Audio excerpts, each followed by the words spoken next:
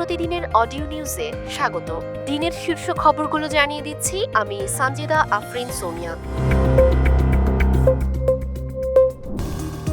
বিদ্যুৎ উৎপাদন বাড়াতে নতুন পরিকল্পনার কথা জানিয়েছেন বিদ্যুৎ, জ্বালানি ও খনিজ সম্পদ মন্ত্রণালয়।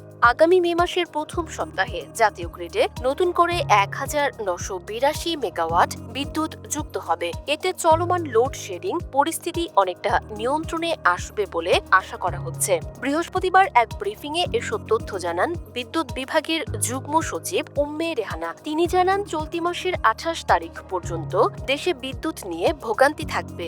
যুগ্ম সচিব জানান, বর্তমানে চাহিদার তুলনায় উৎপাদনে বড় ঘাটতি থাকায় দেশজুড়ে লোডশেডিং করতে হচ্ছে। বুধবার দেশে বিদ্যুতের চাহিদা ছিল 15,767 মেগাওয়াট, যার বিপরীতে উৎপাদন হয়েছে 13,681 মেগাওয়াট। ফলে সেদিন প্রায় 2,000 মেগাওয়াটের বেশি লোডশেডিং হয়েছে। হামের রোগীর চাপ সামাল দিতে দেশের সব সরকারি হাসপাতালকে শয্যা বাড়ানোর নির্দেশ দিয়েছে স্বাস্থ্য অধিদপ্তর। শয্যা সংকট দেখিয়ে কোনো হাসপাতাল থেকে হাম উপসর্গের রোগীকে অন্যত্র ফেরত পাঠানো যাবে না বলে স্পষ্ট নির্দেশনা দেওয়া হয়েছে। বৃহস্পতিবার গণমাধ্যমে পাঠানো এক সংবাদ বিজ্ঞপ্তিতে এই তথ্য জানানো হয়। এতে বলা হয়, হাসপাতালে শয্যা খালি না থাকলেও রোগী ফিরিয়ে দেওয়া যাবে না। প্রয়োজনে অতিরিক্ত শয্যার ব্যবস্থা করতে হবে, তবে কেবল জটিল ও উন্নত চিকিৎসার প্রয়োজন হলে রোগীকে রেফার করা যাবে। জাতীয় সংসদের সংরক্ষিত নারী আসনে বিএনপি জোটের 36 প্রার্থীর মনোনয়নপত্র বৈধ ঘোষণা করেছে নির্বাচন কমিশন। একই সঙ্গে স্বতন্ত্র জোটের প্রার্থী সুলতানা জেসমিনের মনোনয়নপত্র বৈধ ঘোষণা করা হয়েছে। বৃহস্পতিবার ইসি সচিবালয়ে সংরক্ষিত নারী আসনের মনোনয়নপত্র বাছাই প্রক্রিয়া শুরু হয়। রিটার্নিং কর্মকর্তা মোহাম্মদ মঈন উদ্দিন খান প্রার্থীদের হলফনামা ও আনুষঙ্গিক তথ্যাদি পর্যালোচনা শেষে এই ঘোষণা দেন। রিটার্নিং কর্মকর্তা জানান, বিএনপি সমর্থিত জোটের 36 জন এবং স্বতন্ত্র জোটের একজন প্রার্থীর মনোনয়নপত্র প্রাথমিক পর্যায়ে বৈধ পাওয়া গেছে। মনোনয়নপত্র বৈধ ঘোষণার পর তাৎক্ষণিক প্রতিক্রিয়ায় বিএনপি জোটের প্রার্থীরা দেশ ও মানুষের কল্যাণে কাজ করার অঙ্গীকার ব্যক্ত করেন।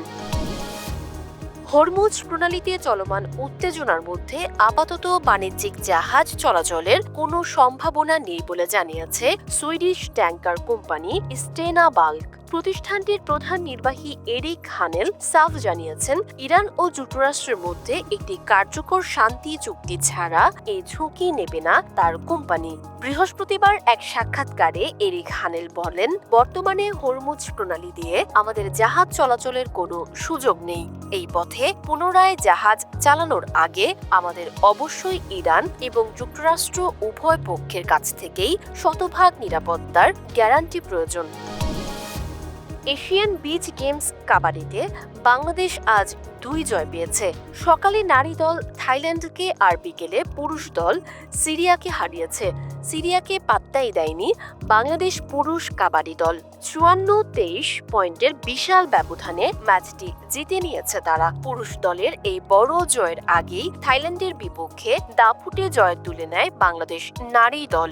শক্তিশালী থাইল্যান্ডের বিপক্ষে 51-34 পয়েন্টে জয় পায় নারীরা। ম্যাচের শুরু থেকেই আক্রমণাত্মক মেজাজে খেলে বাংলাদেশ। প্রথমার্ধেই 10 পয়েন্টের ব্যবধানে এগিয়ে থেকে জয়ের সুবাস পেতে শুরু করে বাংলাদেশ দল। পুরো ম্যাচে বাংলাদেশ মোট 51 পয়েন্ট অর্জন করে, যেখানে থাইল্যান্ড থমকে যায় মাত্র 34 পয়েন্টে।